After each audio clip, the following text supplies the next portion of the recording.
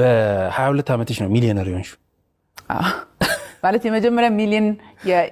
ያገኘሁት ምን ይላሉ መሰለሽ ብዙ ጊዜ በስራ ሰክሰስፉል የሆኑ ሰዎች የመጀመሪያው ሚሊዮን ነው የሚከብደው ይባላል ለማግኘት ከዛ በላይ ይመጣል ዝም ብሎ እውነት ነው ይሄ ነገር እንደ ስራው ክብደት ነው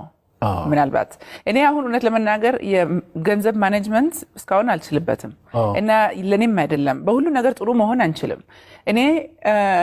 ገንዘብን መያዝ የማልችልበት ምክንያት ደግሞ ለገንዘቡ አይደለም መሰራ እኔ ለነጻነቴ ነው መሰራ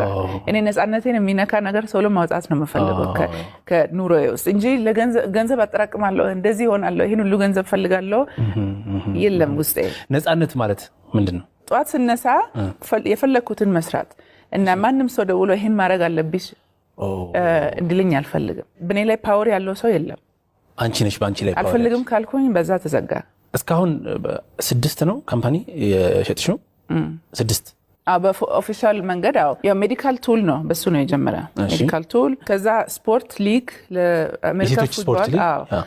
እዛ ላይ ኢንቨስት አድርገናል የተለያዩ ቴክ አሁንም በኤአይ ምናምን ድሮ ኤአይ ፖፑላር ከመሆኑ በፊት